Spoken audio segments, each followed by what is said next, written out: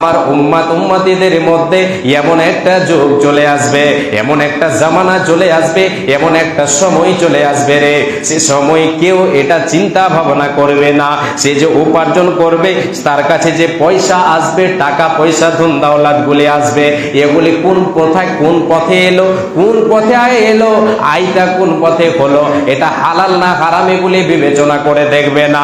এই আল্লাহর গোলাম, আজকে আমি আপনি মেয়ের বাবার কাছে, আমি আপনি ছেলের বাবা, যদি তার কাছ থেকে যদি আমি পণ নিয়ে থাকে, তার কাছে যদি আমি যৌতুক নেওয়ার ইচ্ছা করে, তাহলে আমি হারাম এটা উপার্জন করলাম, আর এর জন্য আমাকে আপনাকে কিয়ামতের মাঠে জবাব দিয়ে হতে হবে, কোনো উপায় থাকবে না। সেই দিন আমাকে আপনাকে আল্লাহ তাবারাক ওয়া তাআলা পাকড়াও করবেন, আমাকে আপনাকে জবাব দিতে হবে, কোনো উপায় থাকবে না। এটা হচ্ছে একটা বিদআতি আমল। এই আমল, এই কর্ম, এই কুসংস্কার হচ্ছে একটা বিদআত।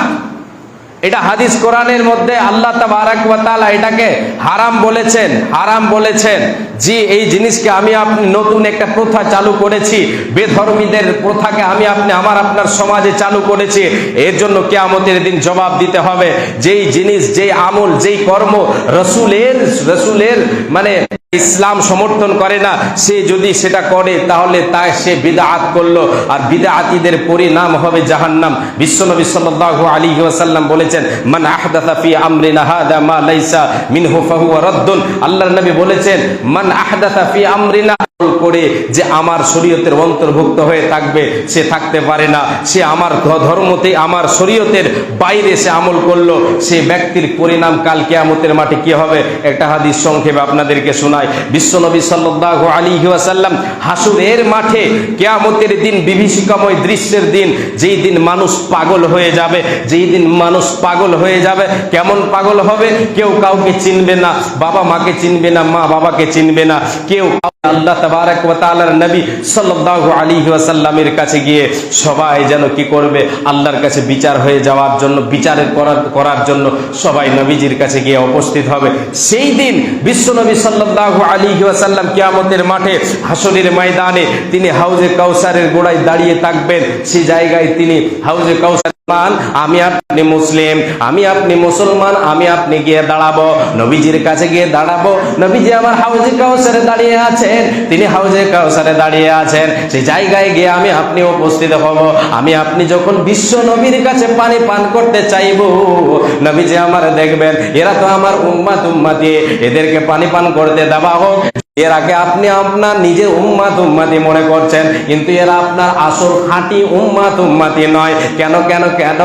এরা আপনার দিনকে পরিবর্তন করে দিয়েছে।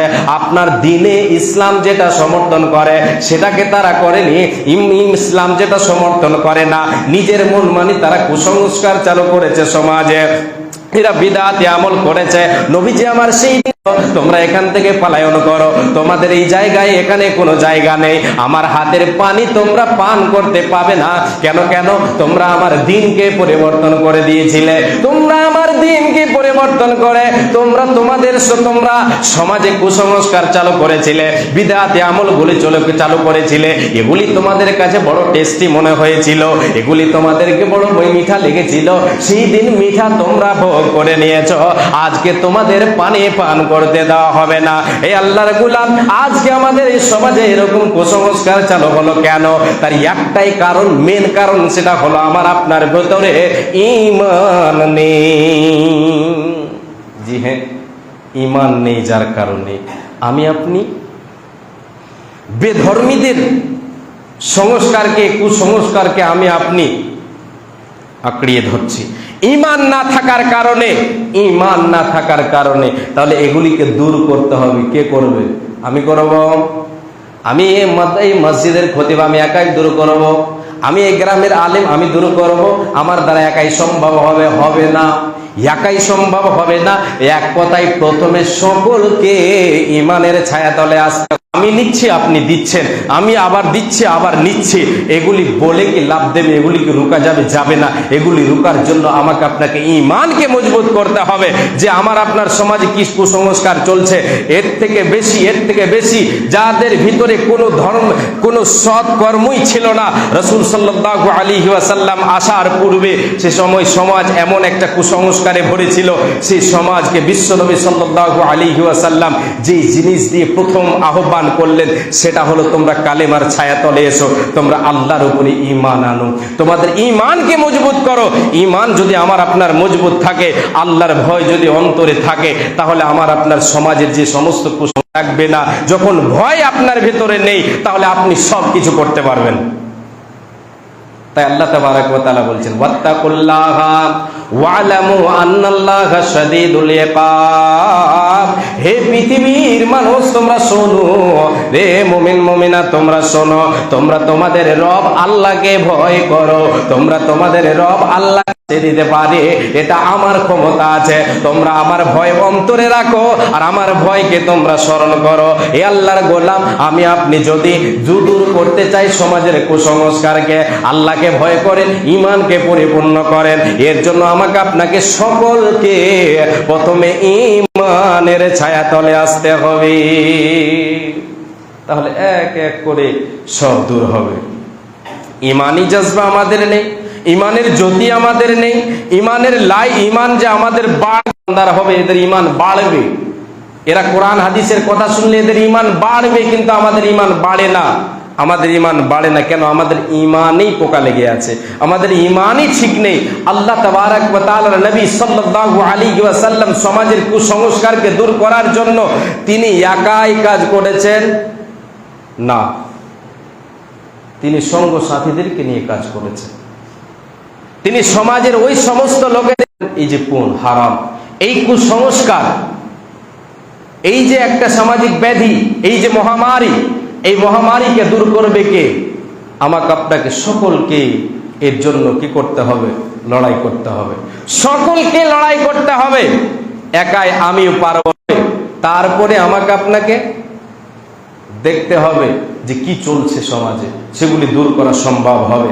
বিশ্বনবী সাল্লাল্লাহু আলাইহি ওয়াসাল্লাম আল্লাহ তাবারক ওয়া তাআলার কাছে দোয়া করলেন, আল্লাহ তুমি যে আমাকে মিশন চালাতে দিয়েছো, এই দুটো মানুষ সমাজে সবচাইতে বেশি মাস্তান, এদের ভেতরে কোনো ধরনের বদমাইশি যে নেই এরকম নেই গো আল্লাহ, এদের দুইজনের ভেতরে একজনকে, তা একজনের ভেতরে তুমি, তা একজনের ভেতরে।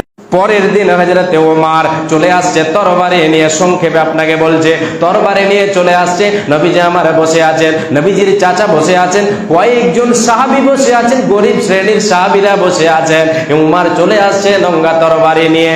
দোয়া করেছিলাম দুইজনের পক্ষে, হয় না হয় আমার দোয়া কবুল হয়েছে। হযরত ওমর নঙ্গা তরবারি নিয়ে এসে বিশ্বনবীর সামনে রেখে দিয়ে বললেন, ওগো নবী, আমি আপনার ঈমান, আপনার ধর্মের উপরে ঈমান আনলাম, আমি আল্লাহর উপরে ঈমান আনলাম।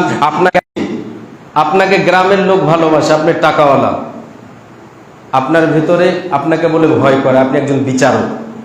আপনি যদি আলেমদেরকে সাহায্য করেন, তাহলে আল্লাহ তাবারক ওয়া তাআলা যেন আমাদের সকলকে বুঝার তৌফিক দেন।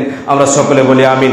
ইসলাম দরদি ভাই ও বাবা জানেরা, বিবাহ শাদী মানে বিয়ে শাদীতে যে সমস্ত রীতিনীতিগুলো আমরা অবলম্বন করছি, এগুলি প্রায় জি সব হারামের দরজায় থাকবে। সে এই দিক থেকে বাঁচবে, হারাম থেকে নিজেকে বাঁচাবার চেষ্টা করবে, হারাম থেকে বাঁচাবার চেষ্টা করবে। আল্লাহ তাবারক ওয়া তাআলা বলছেন ওয়ালা তাকুলু আমওয়ালাকুম, শেষ কিছু পাওনাদার এখনো বাকি আছে। আল্লাহ তাবারক ওয়া তাআলা বলবেন, তোমাদের যে সমস্ত গুনাহ